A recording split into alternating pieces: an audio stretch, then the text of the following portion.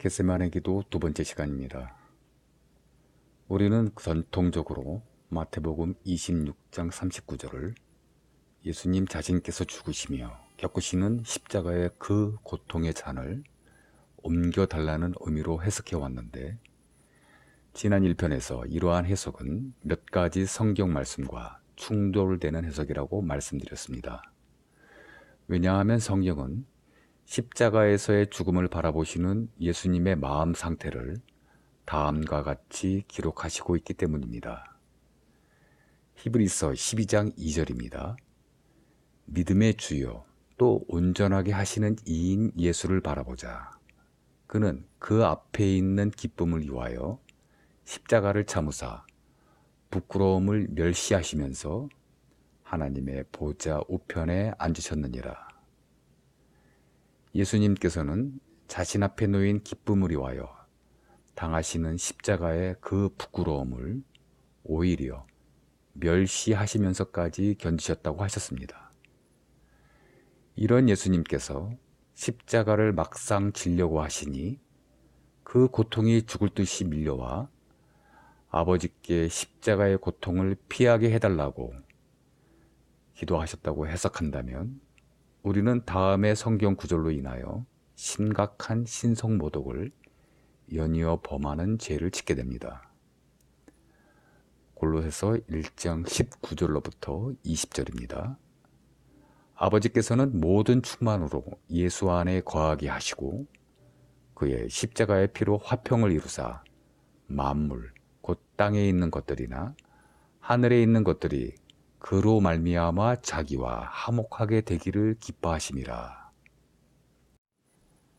아들 예수님께서 땅에서 십자가의 고통을 면하게 해달라고 땅에 엎드려 눈물이 피가 되도록 기도하시는 것이라고 해석한다면, 기도하시는 고통의 순간에 아버지께서는 하늘에서 기뻐하고 계시는 감정의 언밸런스하고 부자연스러운 상황을 연출하면서 아들의 고통에 전혀 개의치 않는 그런 매정한 아버지로 여호와를 만드는 것이기 때문입니다.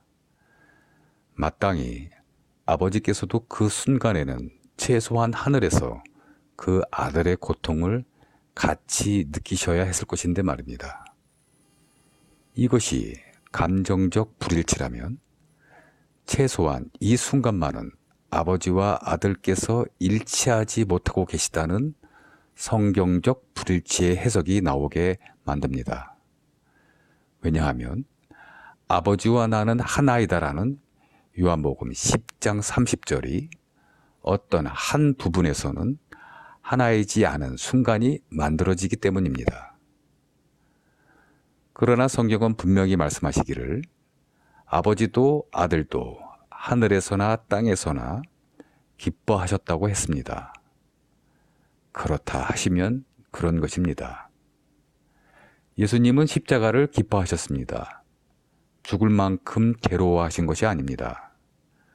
때로는 우리가 예수님의 인성에 지나친 인간적 연민의 감정을 주입하여 과장을 하는 경향이 있는데, 그것이 바로 겟세마네 기도에 대한 전통적 해석입니다.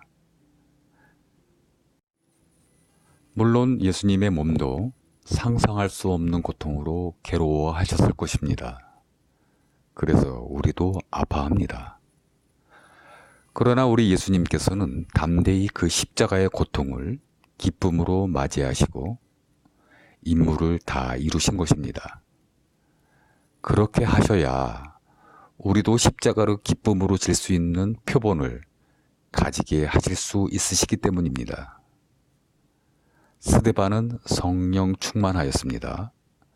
그래서 그는 자신의 마지막 정해진 길이 순교의 길이었음을 미리 알고 있었을 것입니다.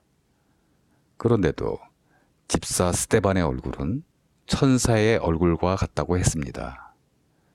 왜냐하면 하나님의 우편에 서게 될 그 기쁨이 돌에 맞는 그 아픔을 뛰어넘었기 때문입니다. 하물며 예수님은 어떠하셨겠습니까? 동화 속의 심청이가 인당수에 빠져 죽을 때에 흘린 그 눈물이 꽃다운 나이에 죽는 자신의 처지를 비관하여서 흘린 것이 아니라 눈은 뜨게 될지라도 홀로 남겨진 그 늙은 아버지가 자신에게서 더는 보살핌을 받지 못하리라는 그 고통으로 울었다는 것을 알지 못하십니까? 하물며 예수님은 어떠하셨겠습니까? 스데반도 그리고 동화 속의 심청이도 그렇게 담대했건만 담대하라고 말씀하시면서 정작 자신은 담대하지 못하시다? 그러한 해석은 예수님의 인성을 깎아내리는 것입니다. 어느 훌륭하신 목사님께서 겟세마네 기도를 통하여 예수님도 어느 순간에는 십자가를 거부할 수 있는 불순종이라는 죄의 가능성을 우리에게 보여주고 있다고 말한 것이 기억이 납니다. 물론 기도와 간구로 극복하셨음을 동시에 보여주었다고 덧붙이기는 합니다. 예수님의 인성이 예수님의 신성을 이길 가능성이 있다. 그것은 예수님의 신성을 깎아내리는 것입니다. 겟세마네 기도 세 번째 시간에서 계속하겠습니다. 감사합니다.